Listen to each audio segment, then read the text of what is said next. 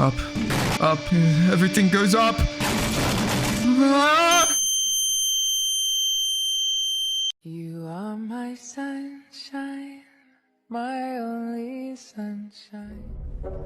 Now, what I was just trying to explain was that when you open YouTube and search for anything finance related, it doesn't matter, okay? It's the same fucking videos every 10 minutes, all right? It's a guy pointing out a number, a red arrow, and perchance a Lambo in the background. And the title is always some variation of how I made X in Y days, or the secret that they don't want you to know. And the honestly just fucking annoying part of this is that these videos always get millions of views, and the people making them are not actually that wealthy. I mean, some of them are fucking stacked to the tip. The strategy is that they're selling something, as per fucking usual. Let's look at the main fucking problem, the thumbnail problem. Now, by no means am I immune to this, right? I need people to click on my videos, so I create, a little bit of a clicky, but I don't do the same formula over and over and over again, all right? The YouTube thumbnail has become so standardized, and everyone's doing it, especially in the finance space. It's all the same shit. And don't get me fucking started on the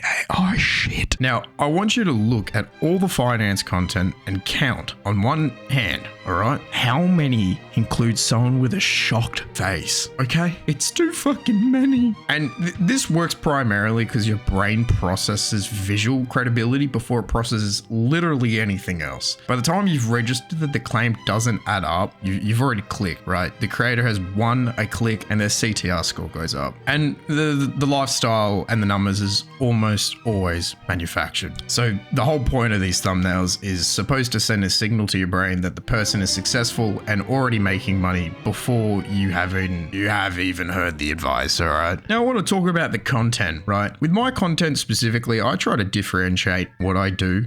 Sometimes it's similar, okay? Sometimes I do that. So I'm not immune to making similar content, but at least I don't churn out the same fucking video 5 times in a row. It's always 5 stocks that you'll buy and make you fucking rich. Investing strategy banks don't want you to know. And I tried day trading for 30 days, how to build passive income, why the rich don't pay AWF. Every channel, every week, forever. And some of these topics are genuinely worth covering, especially like tax ones. When it's done properly, it can actually be interesting and also educational. But what it gets you is mostly surface level stuff, okay? It's the same 3 talking points, wrapped in slightly different packaging and re-uploaded every few months because the algorithm rewards recency over originality. Now, the reason for this is extremely straightforward. The reason these rank up so far in the search is because of how simple the titles are. How to invest for beginners has enormous search volume. If you make that video, you get massive amounts of traffic. So then everyone makes the same video, and then everyone makes it again 6 months later when the previous one ages out of the algorithm's favor. Now, this is the main problem I have with finance content. It is shifted towards day trading and forex trading. Free videos establish some sort of credibility with these creators, showing a couple winning trades, which implies a method and ends with a pitch to a course, pretty much always, or a Discord, or a mentorship, or a Patreon, or fucking.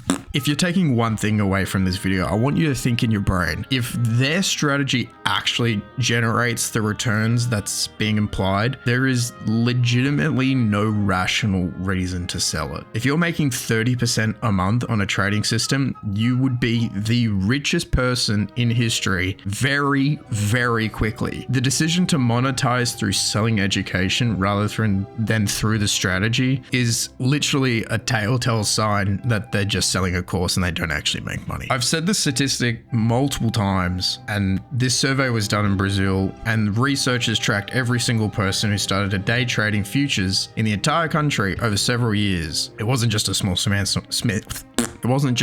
sample group, it was legitimately everyone. And of the people who stuck it around for 300 days, 97% lost money. And about 1% made more than minimum wage. Okay, you may as well just work at McDonald's at that point. Now, the main issue is that YouTube does not give a flying fuck. YouTube doesn't care whether the video or the advice in the video is accurate whatsoever. It has an opinion about whether people click on it and keep watching. These are the metrics that determine distribution and have nothing to do with the truth. The content that generally wins is the content that produces a feeling like FOMO or urgency that you need to act on this right now to actually make money. It's a very, very common salesman tactic. A video about dollar cost averaging into an index fund is accurate and extremely boring. A video claiming someone turned $1,000 into $80,000 is exciting and probably not reproducible, but the algorithm distributes it anyways because more people want to click on it and make more money. YouTube openly admits that they do not really give a shit and they push anything that optimizes for engagement because at the end of the day, they're a business and they want to make more money, which means people stick around for longer because they think they're going to make more, but it's a fucking loop. It's a big circle with a loop and yeah, fuck YouTube. Just kidding, I like YouTube. Now, you might be wondering yourself, negative alpha, what?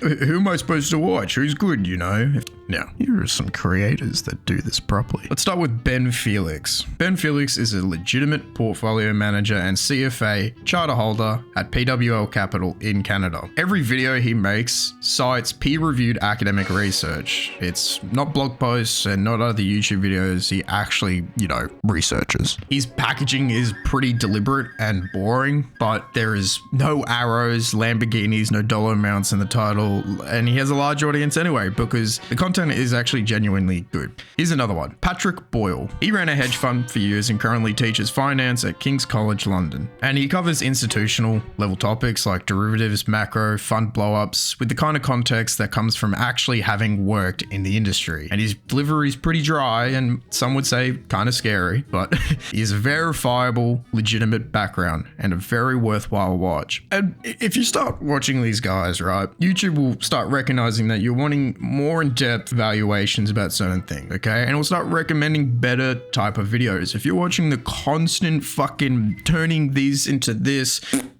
you're gonna keep getting that because YouTube wants you to stay on the platform for as long as possible. But if you're watching legitimate advice from certified professionals, it's gonna keep recommending good shit. So you gotta start watching, okay? That's our point. And to be honest, to close off this video, the unfortunate thing about YouTube is they're probably never gonna fix this problem. The algorithm has always worked as designed and engagement maximization is by design, okay? The responsibility, as I said previously, ends up on you, the viewer, which is kind of unfair, but it is partly due to your watching, okay? So you need to start changing what you're searching up. And I gave you some examples, so do that and watch my content. It's pretty good.